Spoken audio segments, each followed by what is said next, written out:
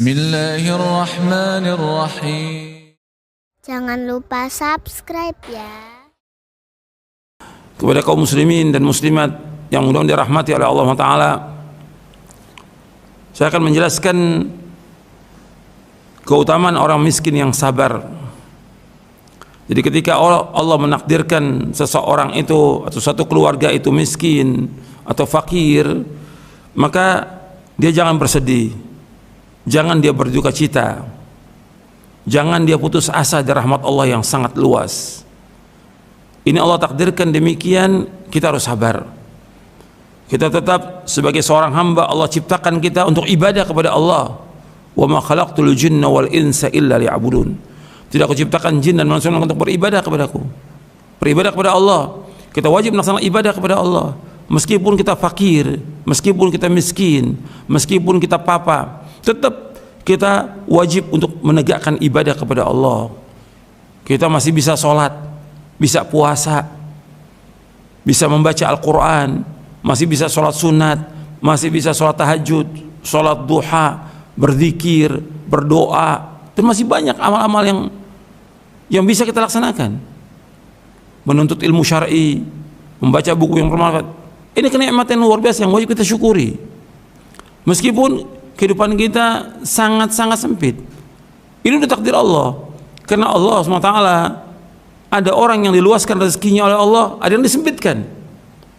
Jadi Allah itu yabsutur rizqa liman yasha wa yaqdir. Jadi ada orang-orang yang diluaskan rezekinya oleh Allah, ada yang disempitkan. Ini ada berapa ayat Allah sebutkan dalam Al-Quran. Kita harus sabar, karena kekayaan yang sebenarnya bukannya dengan banyaknya harta, tapi kekayaan yang sebenarnya menurut Rasulullah SAW kaya hati. Nabi bersabda sallallahu alaihi wasallam, laisal ghina an kathratil arad walakinnal ghina ghinan nafs.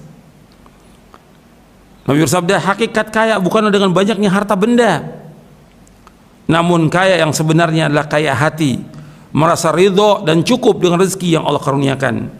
Hadis ini sahih, diriwayatkan oleh Imam Ahmad, Imam Bukhari, Muslim, dan Ibnu Majah dari sahabat Abu Hurairah radhiyallahu an. Nabi menyebutkan di sini, perhatikan, Nabi menyebutkan di sini, laisal ghina an kathratil arad walakinnal ghina ghinan nafs. Bukannya kaya itu banyaknya harta benda, bukan, tapi yang dikatakan kaya yaitu kekayaan hati. Dia merasa cukup, ridho dengan rezeki yang Allah berikan, meskipun pas-pasan, meskipun sempit dia. Ini hadis sahih riwayat Imam Ahmad, Bukhari, Muslim, dan Ibnu Majah. Kata Al-Hafidz Ibnu Hajar Al-Asqalani rahimahullah yang wafat tahun 852 Hijriah, beliau berkata dalam kitabnya Fathul Bari ketika menjelaskan hadis ini, kata beliau, orang yang disifati dengan kaya hati yaitu orang yang merasa cukup atas apa yang telah Allah rezekikan kepadanya, tidak tamak dalam menambah harta tanpa ada kebutuhan, dan tidak meminta-minta, tetapi dia redho terhadap apa yang Allah berikan kepadanya, seakan-akan ia orang yang punya, artinya orang yang kaya selamanya. Sedangkan orang disifati dengan miskin hati, yaitu lawannya, tidak merasa cukup atas apa yang Allah berikan kepadanya, bahkan ia selalu meminta lebih dengan segala cara yang mungkin dilakukan. Lalu jika ia tidak dapat apa yang diminta, lantas dia bersedih dan menyesal, seakan-akan ia orang fakir harta dan tidak kaya, karena tidak merasa cukup dengan apa yang Allah berikan. Kemudian kata beliau lagi, kekayaan hati tumbuh dari sikap ridho kepada ketentuan Allah, kepada takdir Allah, dan tunduk terhadap perintah-perintahnya, karena mengetahui bahwa apa yang di sisi Allah itulah yang lebih baik dan lebih kekal. Ia berpaling dari meminta-minta. Ini disebutkan oleh Al-Hafidz Ibnu Hajar di dalam kitabnya Fathul Bari Syarah Sahih Bukhari di juz yang ke-11. Jadi kekayaan hati itu yaitu dia merasa cukup, ridho dengan apa yang Allah berikan, dan dia husnudzon kepada Allah, berbaik sangka kepada Allah dengan apa yang Allah takdirkan buat dia, itu yang terbaik buat dia. Dan dia punya harapan yang besar Yaitu apa? Apa yang di sisi Allah itu lebih besar, lebih baik, lebih kekal. Itu yang diharapkan, bukan dunia. Dunia nggak ada arti apa-apa. Makanya Nabi SAW ketika memberikan kabar gembira kepada para sahabat radhiyallahu anhum ajma'in, yang rata-rata para sahabat orang-orang fakir dan miskin, Nabi SAW menyebutkan dengan kabar gembira kepada para sahabat, fa'abshiru wa ammilu ma yasurrukum fa wallahi mal faqra akhsha alaikum walakinni akhsha alaikum an tubsata ad-dunya alaikum kama busitat ala man kana qablakum fatanafasuha kama tanafasuha wa tuhlikakum kama ahlakathum. Kata Nabi SAW, bergembira kalian dan berharaplah apa yang menyenangkan kalian. Demi Allah, bukan kefakiran yang aku khawatirkan sekalian, tetapi aku khawatir jika dunia, kekayaan dibentangkan, diluaskan sekalian sebagaimana pernah dihamparkan atas orang-orang sebelum kalian. Kemudian kalian berlomba-lomba memperoleh kekayaan itu seperti yang mereka lakukan, dan akhirnya kekayaan itu membinasakan kalian sebagaimana telah membinasakan orang-orang sebelum kalian. Hadis ini sahih, diriwayatkan oleh Imam Bukhari, Muslim, dari sahabat Amr bin Auf al-Ansari radhiyallahu an. Nabi bersabda, mal faqra akhsha alaikum walakin akhsha an tubsata dunya alaikum kama busitat ala man kana qablakum fatanafasuha kama tanafasuha fatuhlikakum kama ahlakathum. Bukannya kefakiran yang aku khawatir kalian. Nabi nggak takut umat yang fakir, Nabi nggak takut umat miskin, tapi yang aku khawatirkan kepada kalian, kata Rasulullah SAW, dibukakan pintu dunia, dibuka pintu dunia ini. Kalian kejar-kejaran masalah dunia, masalah harta, sehingga dunia dan harta ini membinasakan kalian sebagaimana dunia dan harta ini membinasakan orang-orang sebelum kalian. Hadis ini sahih dari Bukhari dan Muslim. Ya, Nabi SAW mengatakan, Nabi nggak khawatir, Nabi nggak takut kalau umatnya ini miskin, fakir. Nabi nggak takut. Tapi yang Nabi khawatir, umatnya ini dibuka semua pintu-pintu dunia ini. Dia kejar-kejaran masalah dunia, sehingga dengan itu apa? Binasa dia. Banyak orang-orang kaya yang dia lupa dia dengan apa tugas dia di muka bumi ini. Dia malah mengejar dunia, dia tinggalkan sholatnya, ditinggalkan puasanya, ditinggalkan ngaji, baca Al-Quran, dan yang lainnya. Nabi juga bersabda SAW, ma akhsha alaikumul faqra walakinni akhsha alaikumut takathur wa ma akhsha alaikumul khata walakinni akhsha alaikumut ta'ammud. Aku tidak khawatir atas kalian kefakiran, kemiskinan, akan tapi yang aku khawatirkan atas kalian yaitu berlomba-lomba memperbanyak harta kekayaan.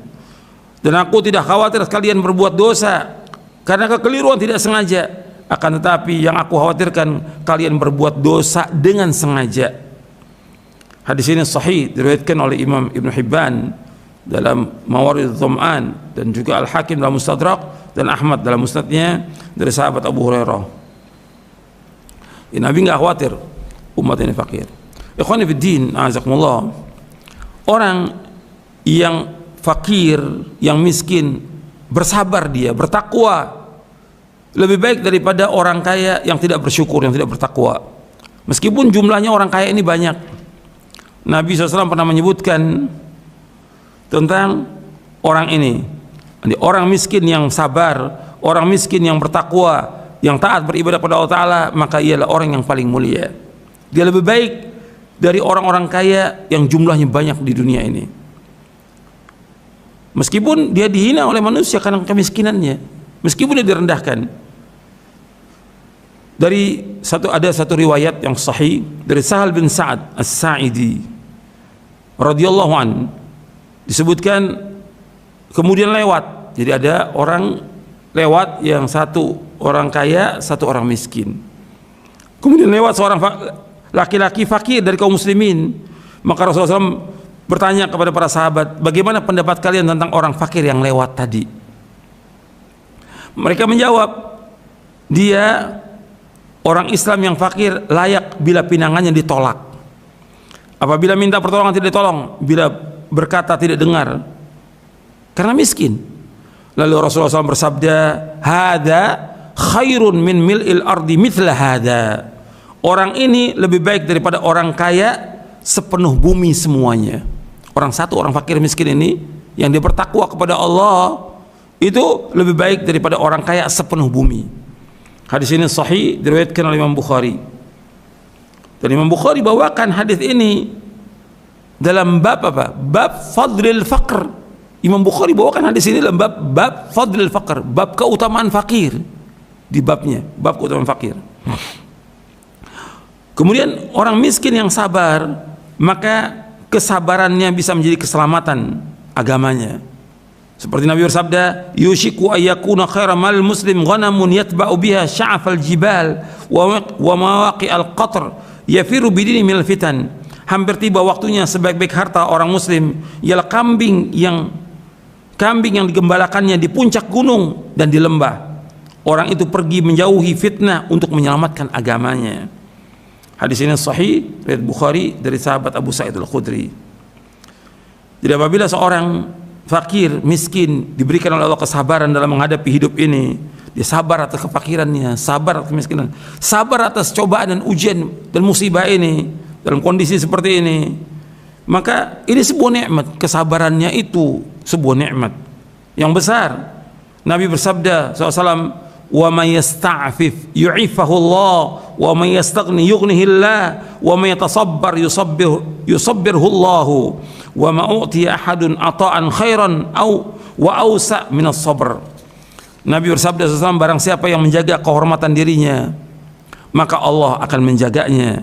Barang siapa yang merasa cukup maka Allah akan mencukupinya. Dan barang siapa yang melatih dirinya untuk sabar, dia latih diri untuk sabar, maka Allah akan memberikan kesabaran kepadanya. Dan tidak ada pemberian yang lebih baik, lebih luas bagi seseorang melainkan kesabaran.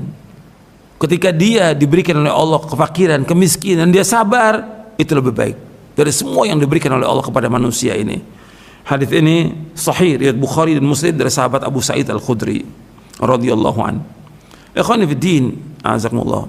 Antum perhatikan bahwa tegaknya agama ini itu dengan doanya orang-orang yang soleh, dari orang-orang fakir miskin. Kita ini ditolong oleh Allah karena orang fakir miskin. Dan ini mesti ada di dunia ini, ada orang kaya, miskin. Yang terbanyak yang miskin, yang fakir. Tapi kita ditolong oleh Allah, ditegakkan agama ini oleh orang-orang miskin. Nabi bersabda SAW, hal tunsaruna wa turzakuna illa bidu'afaikum. Bukankah kalian mendapat pertolongan dan rezeki dengan sebab adanya orang-orang yang lemah di antara kalian? Hadis ini sahih.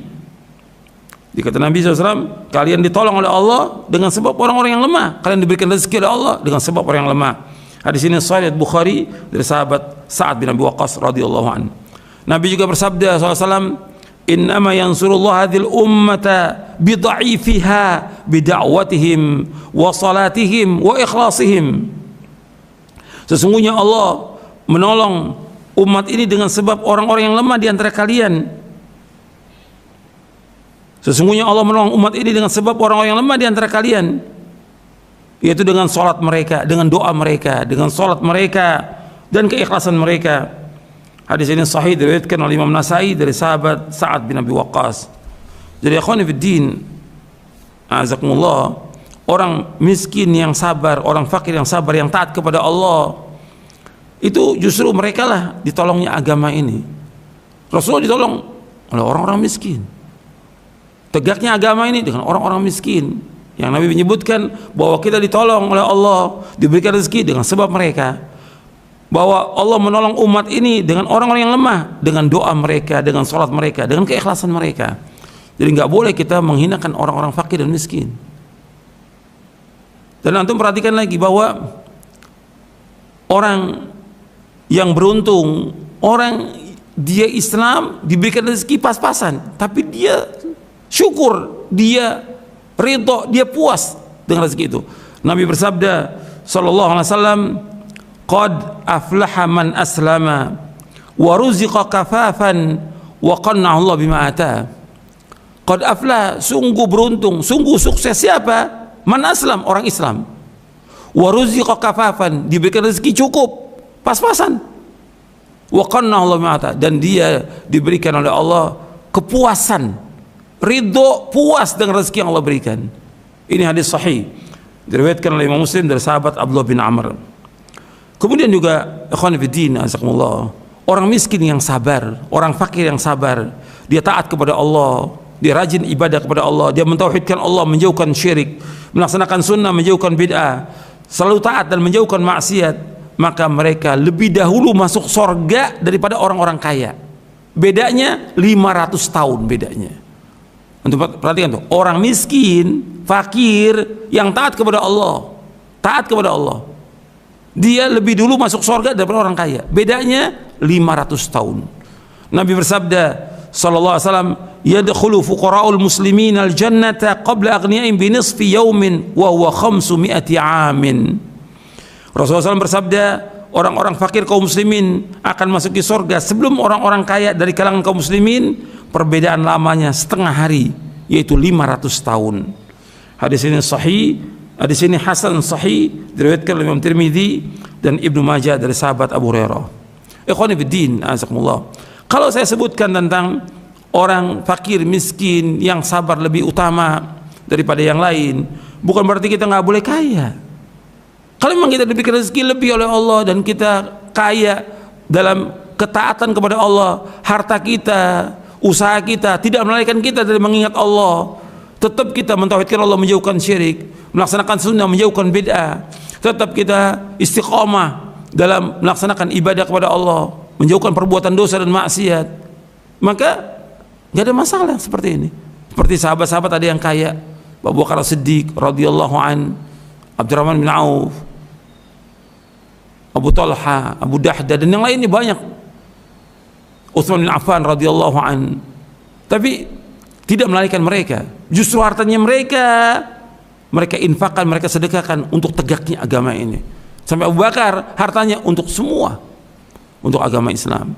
Makanya Nabi bersabda tentang Abu Bakar itu, tidak ada ma nafa'ani malun illa malu Abu Bakar. Tidak ada sesuatu harta yang bermanfaat bagiku melainkan hartanya Abu Bakar. Ma nafa'ati malun qat illa malu Abu Bakar. Enggak ada harta yang lebih bermanfaat bagi aku untuk menegakkan agama ini kecuali hartanya Abu Bakar As-Siddiq radhiyallahu an. Karena dia menginfakkan hartanya semua untuk jalan Allah Taala, yang ditinggalkan hanya Allah dan Rasulnya sallallahu alaihi wasallam. Abu Bakar As-Siddiq radhiyallahu an. Makanya harta yang terbaik bagi siapa? Kalau memang orang itu soleh, kekayaan ada pada orang itu baik. Kenapa? Dia akan mengeluarkan zakatnya, dia akan bersedekah, dia membantu orang miskin, dan juga banyak. Dia tidak akan sia-siakan harta itu untuk berfoya-foya. Maka Nabi bersabda SAW tentang orang yang seperti ini, ni'mal malus salih lirrajulis salih. Sebaik-baik harta yang baik itu untuk orang yang soleh. Jadi kekayaan ini yang terbaik bagi orang yang soleh. Karena orang soleh, banyak orang fakir yang miskin yang dibantu oleh dia. Hadis ini sahih, diriwayatkan oleh Imam Ahmad, At-Tahawi dalam Syarah Mushkil Athar, Ibnu Hibban, dan yang lainnya. Bahkan Nabi pernah mendoakan sahabatnya, pelayan yang membantu beliau 10 tahun, yaitu Anas bin Malik radhiyallahu an. Nabi mendoakan, Allahumma aktsir malahu wa waladahu wa barik lahu fi ma ataitahu. Ya Allah, perbanyaklah harta dan anaknya, serta berkahilah baginya dari rezeki yang Engkau karuniakan kepadanya. Hadis ini sahih, diriwayatkan Imam Bukhari dan Muslim. Artinya Nabi mendoakan Anas untuk jadi orang kaya, hartanya banyak. Boleh kalau memang orang itu soleh, itu yang terbaik. Jadi orang mau kaya boleh, secara hukum syar'i boleh. Tapi kembali kepada hukum asal bahwa rezeki Allah sudah bagi, ada yang diberikan kekayaan, ada yang diberikan kemiskinan. Tapi ketika kita diberikan kemiskinan, kita wajib sabar. Dan Allah tahu tentang kita bahwa kita miskin, kita fakir, kita papa, sampai kita kelaparan, Allah tahu. Perhatikan itu. Dan kita minta kepada Allah, Allah akan berikan jalan keluar buat kita yang terbaik. Allah berfirman dalam surah Al-Isra ayat 30, Inna rabbaka yabsutu rizqa liman yasha'u wa yaqdir innahu kana bi'ibadi khabiran basira. Sungguh Rabb melapangkan rezeki bagi siapa yang Allah kehendaki. Rabb kalian Allah melapangkan rezeki bagi siapa yang Allah kehendaki. Dan Allah juga membatasi, menyempitkan siapa yang Allah kehendaki. Sungguh Allah itu mengetahui dan melihat hambanya. Jadi ketika kita fakir, miskin, Allah tahu. Adukan semua persoalan kita kepada Allah. Tapi kalau kita sabar, tetap melaksanakan ketaatan kepada Allah, menjauhkan dosa dan maksiat, istiqamah dan jalan yang hak ini, maka kita lebih baik dari semua orang kaya di muka bumi ini. Mudah-mudahan yang saya sampaikan yang bermanfaat untuk saya dan untuk sekalian. Wassalamualaikum warahmatullahi wabarakatuh. Wa akhiru da'wana alhamdulillahi rabbil alamin.